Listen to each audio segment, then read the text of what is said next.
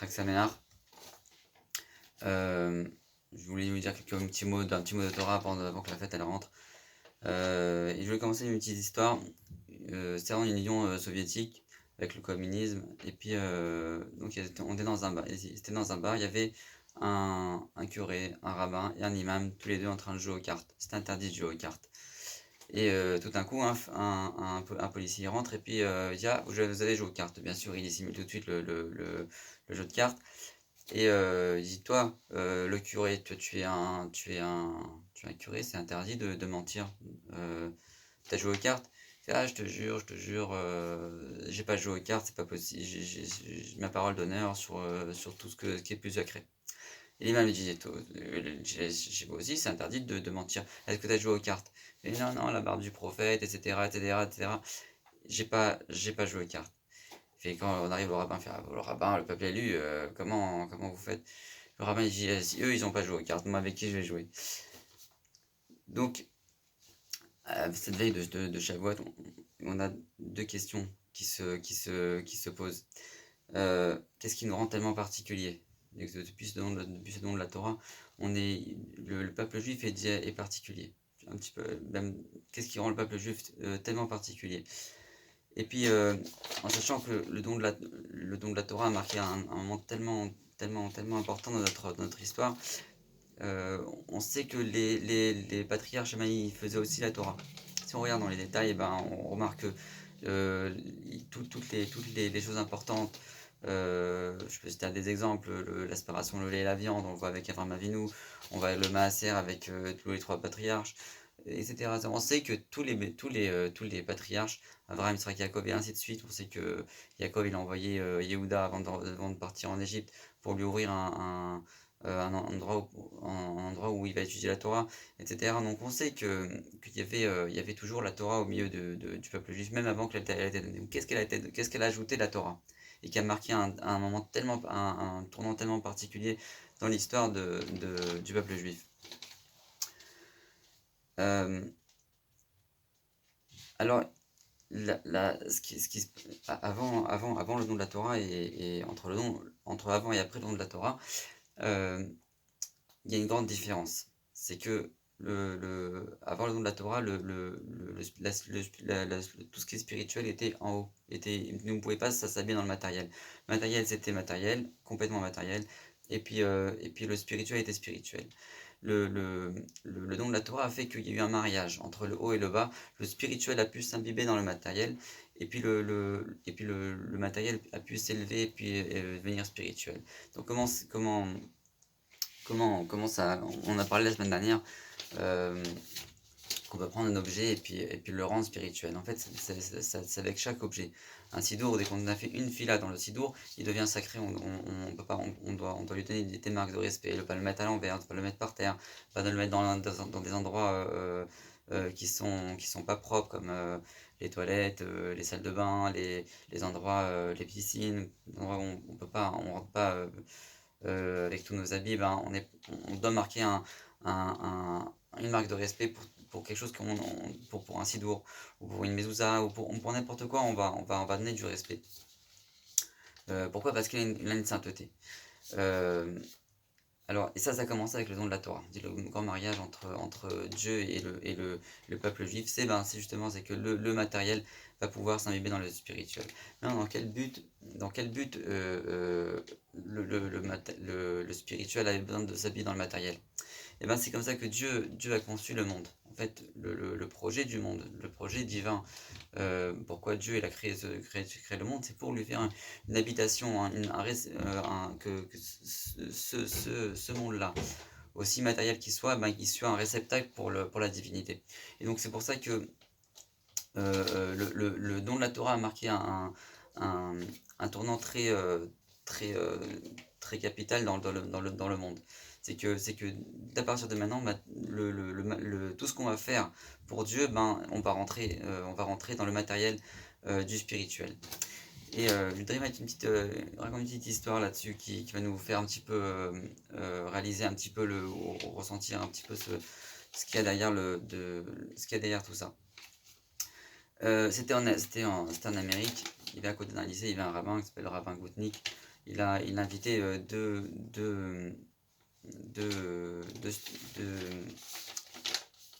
étudiantes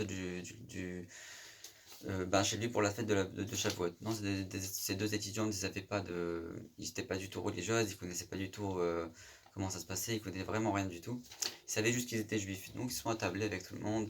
Et puis bon, ils ont essayé de les intéresser, voilà, on mélange pas le Shavuot, donc on mange un petit peu du lait, après de la viande. Quand on mélange pas, donc on fait une interruption entre le lait et la viande, etc. Donc comme ça, ils apprenaient qu'on mélange pas le lait et la viande. À la fin du repas, qu'est-ce qui se passe? Madame Goutnik amène une glace. Alors, elle présente la glace aux jeunes filles.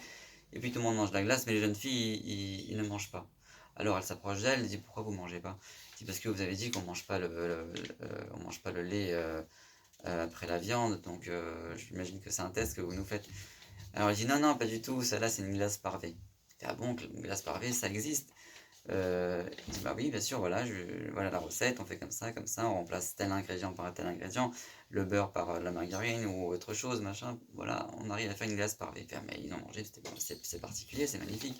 Ah, je vais la refaire chez moi à la maison. Et donc du coup là, l'épisode il est passé. Quelques mois plus tard, on reçoit une lettre de, de ces deux jeunes qui ont été très touchés de la glace parvée, de cette invention, comment réaliser notre religion à travers quelque chose de tellement matériel. Et puis, dit ma mère, elle a refait ces recettes-là, et puis elle est très impressionnée, etc., etc. Donc Monsieur Goudny, qui va voir le rabbi juste après, il lui présente la lettre, il dit voilà, regardez comment quelqu'un qui n'a aucune base religieuse, et ben il s'impressionne de quelque chose de tellement bon, voilà, de tellement matériel.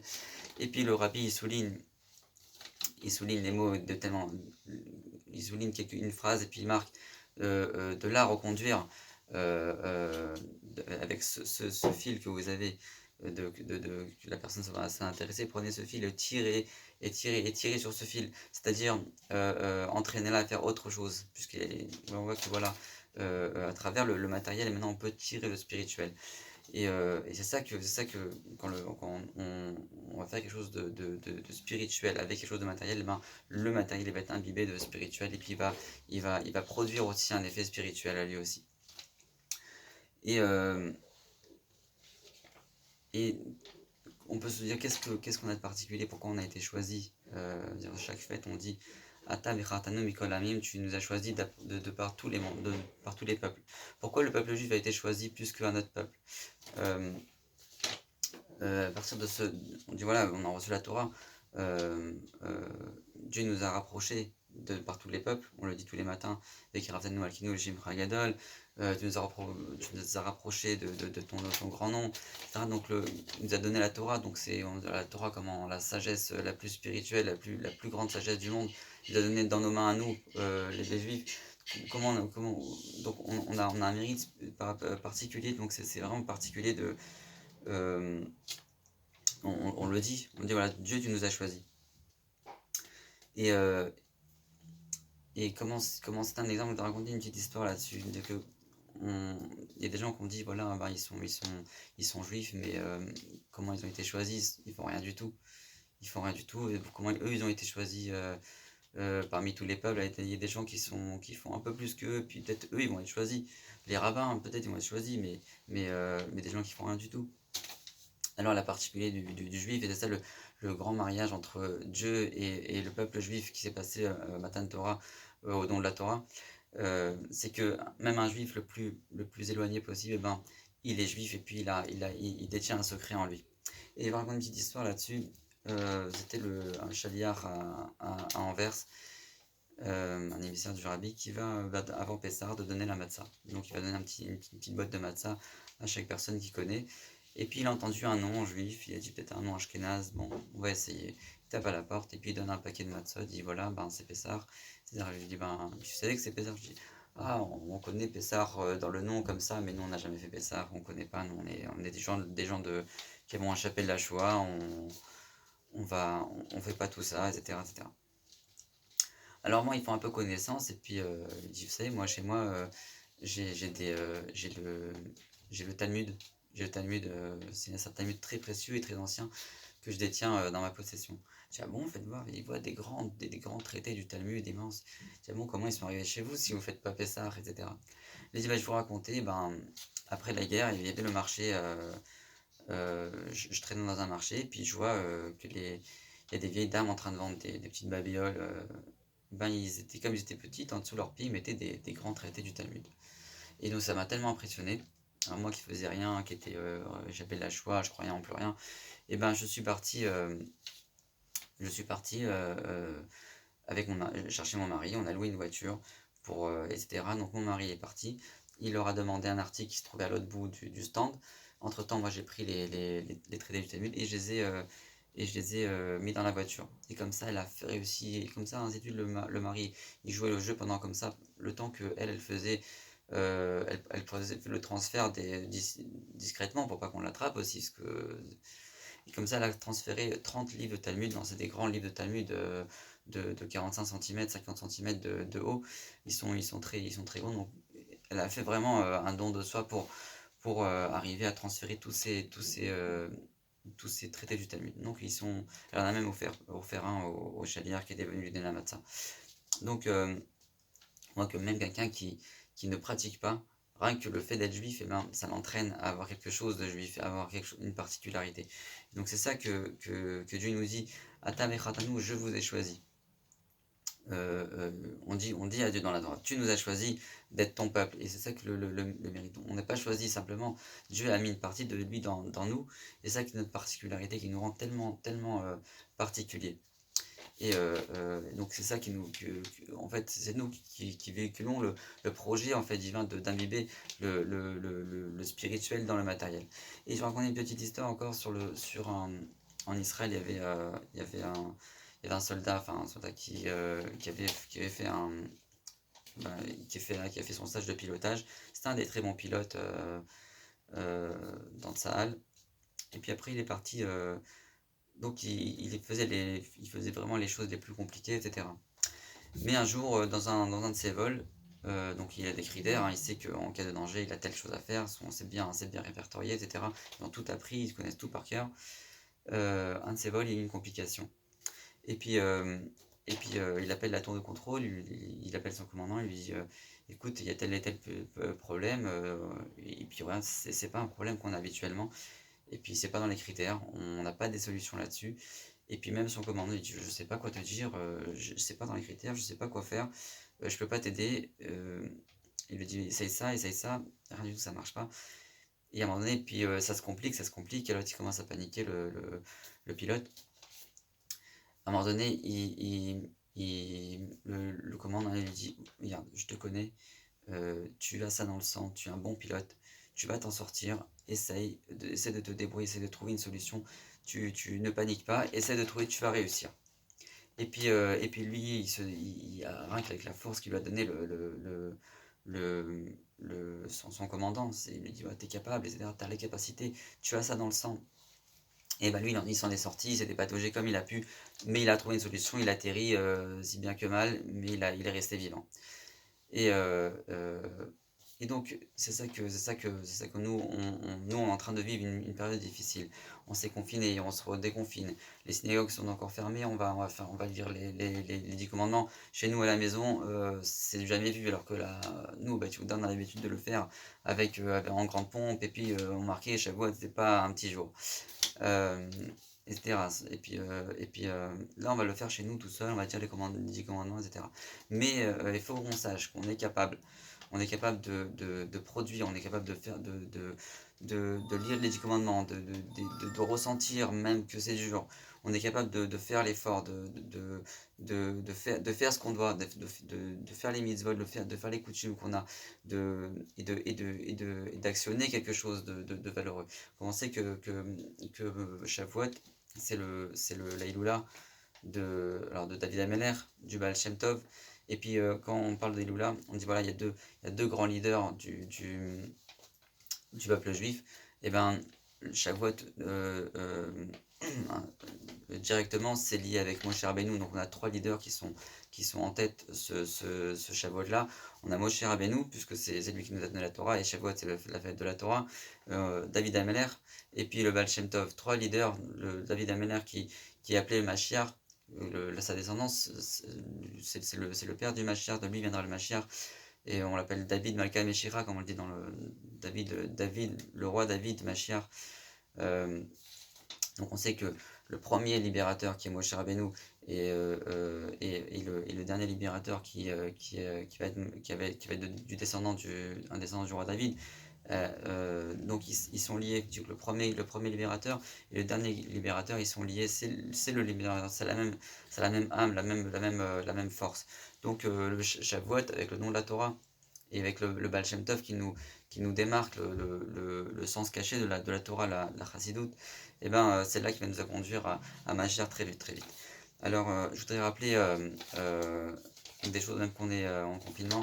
Enfin, en confinement, on le fait pas tous ensemble, donc on peut pas tout dire, dire tout à la synagogue, puisqu'on n'est pas à la synagogue. Donc cet après-midi, avant que Yom Tov y rentre, il faut faire le Hérouv. Pourquoi? Parce que demain on est vendredi, on passe à Shabbat. Donc si on veut préparer de Yom Tov à Shabbat, donc il faut faire le Hérouv. Donc pour préparer d'un jour à l'autre, préparer aujourd'hui pour demain, enfin vendredi pour samedi, alors il faut faire le Hérouv, qu'on appelle, ce qui va nous permettre de cuisiner pour Shabbat, bien sûr avec une flamme existante, bien sûr. Donc on fait le Hérouv. Comment ça se passe? On peut prendre un œuf dur avec une matzah ou une challah, un petit bout de pain et on va le mettre de côté. On va faire la bracha, la bénédiction qui est dans les patards, qu'on appelle le Hérouv, qui va nous permettre Baruch Hashem Elokeinu melech haolam asher kiddushanu b'mitzvot v'tzivanu al mitzvat Hérouv. Donc après le Hérouv, on le mange pendant Yom Tov, pendant l'après-midi de Yom Tov. Donc ça c'est très important. Et puis pas oublier que demain soir c'est Shabbat. Donc on allume les bougies avant l'entrée de Shabbat. Alors je vais mettre les horaires sur le groupe. Donc de pas dépasser l'horaire. On sait que Yom Tov, on les allume après la tombée de la nuit. Mais là c'est spécial, on les allume avant la tombée de la nuit, avant l'entrée de Shabbat, puisque c'est Shabbat. Après on peut plus allumer. Donc bien sûr on allume les bougies des parties d'une flamme existante. Donc en souhaitant de se retrouver très rapidement au Bat Yehuda. Et le Bat Yehuda, on sait que toutes les synagogues vont voyager, quand il y aura le Mashiach, vont voyager en Israël. Donc on ne sait pas spirituellement, matériellement, on ne sait pas comment ça va se passer, mais c'est marqué. Donc on souhaite que tout le Bat Yehuda à Jérusalem très rapidement, avec le Mashiach très vite. A bientôt et Chag Sameach, et plein de courage et plein de force, avec que de la joie.